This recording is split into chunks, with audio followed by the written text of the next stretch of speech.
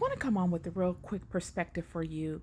Uh, a lot of times when we come forth, especially when we come forth with our spiritual perspectives, we can get a lot of backlash, right? Because spiritual perspectives, religious perspectives are perspectives that people really take to heart. They're the foundation of which we live our lives, and many of us take these perspectives to heart so much that we feel as if we are we owners of these perspectives. They're parts of us. They make up so much of who we are that we take them, we guard them in a way that can be abrasive to other people. They can become extremely abrasive, even like Jesus' experience with this Pharisees, Sadducees, and elders and the chief priests of the house. Jesus was one of the sons of the same house, and these elders and chief priests and all of these high-ranking people within the spiritual system, the religious body of the house within the earth, were so stringent in their protocol and processes that they even ostracized the Messiah. You know what I mean? It was a huge rift caused in the Hebraic house because of the coming forth of Jesus.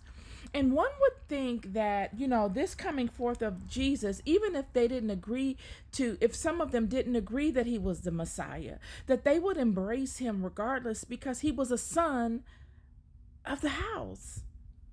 He's an heir to this promise regardless. And regardless to their ideologies of what he came forth and said, he is a divine heir to this same promise that they are an heir to. None of them were any more legitimate to this heir and to this promise than another. Yet they allowed their ideologies to stifle the truth of which they all stood upon. They made it so much their own thing that it became cliquish. And instead of embracing others that maybe see it differently, and that could legitimately be truthful, or that are incorrect, instead of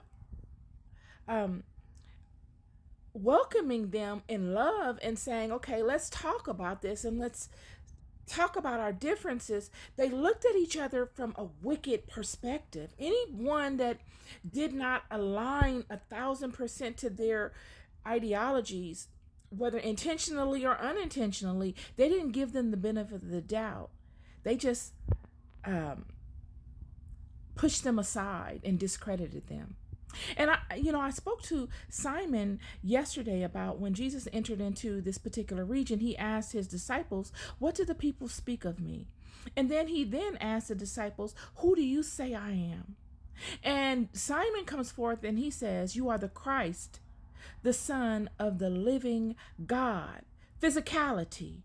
In order to be the son of a living God, you are birthed into the world of light, and you are a individual within the world, anointed.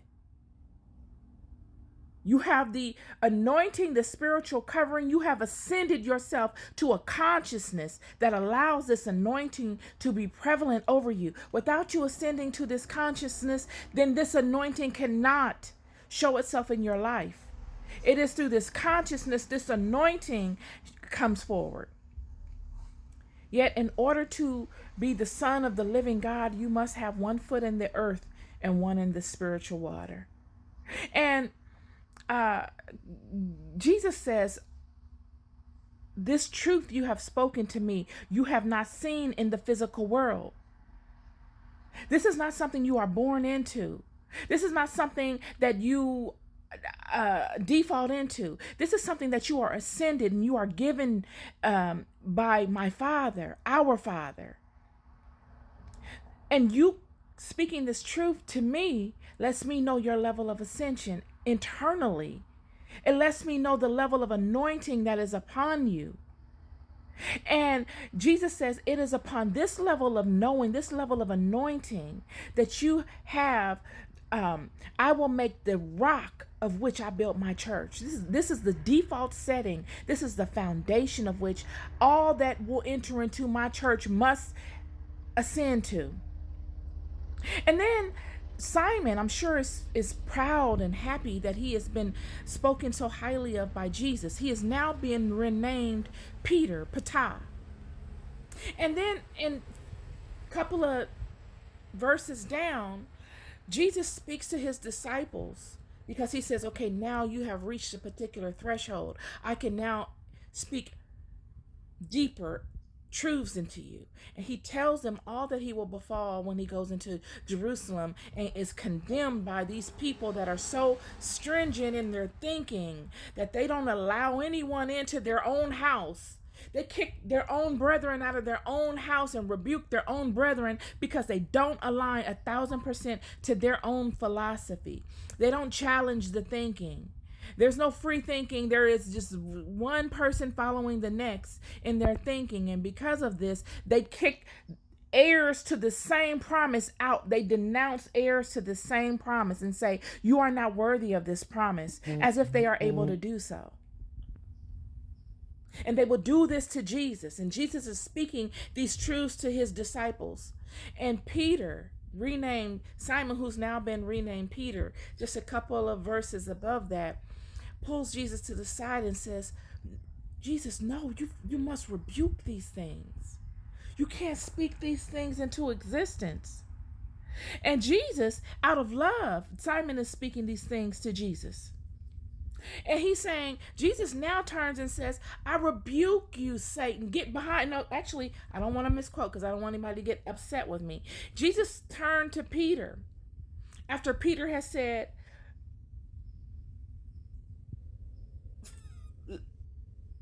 let this thing be far from you, Lord. Don't embrace this. Don't allow this to be your truth. Think something differently. And Jesus then turns to Simon Peter and says, get behind me, Satan. You are a hindrance to me, for you are not setting your mind on the things of God, but on the things of man. Now, this is the same man he has just praised in a few verses above and said he will build his, he will use this theory, this alignment, this level of knowing as the rock in which he will build his church upon. And now he is telling the same man to get behind him and correlating him to Satan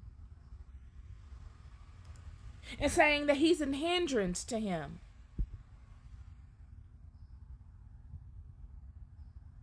And I'm sure Peter is sitting there like, well, what did I do? I'm speaking love to you. And Jesus is saying, surely you have ascended.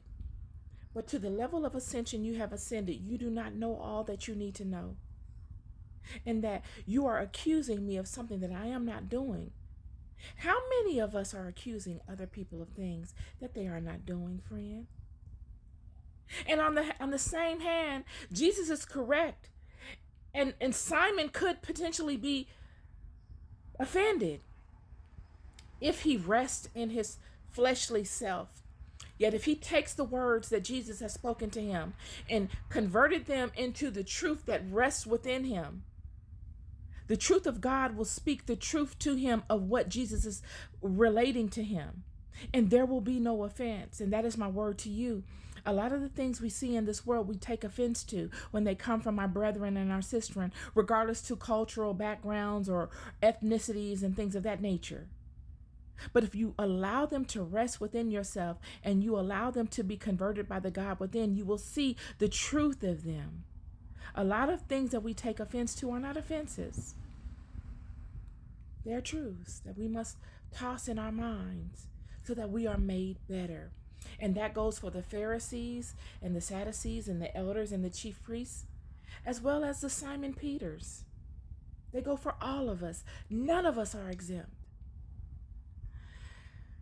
Always looking to get the most out of this thing, y'all. I love you so deeply, and I thank you for all that you all expose me to. Be good to yourselves and be good to one another. Peace and love.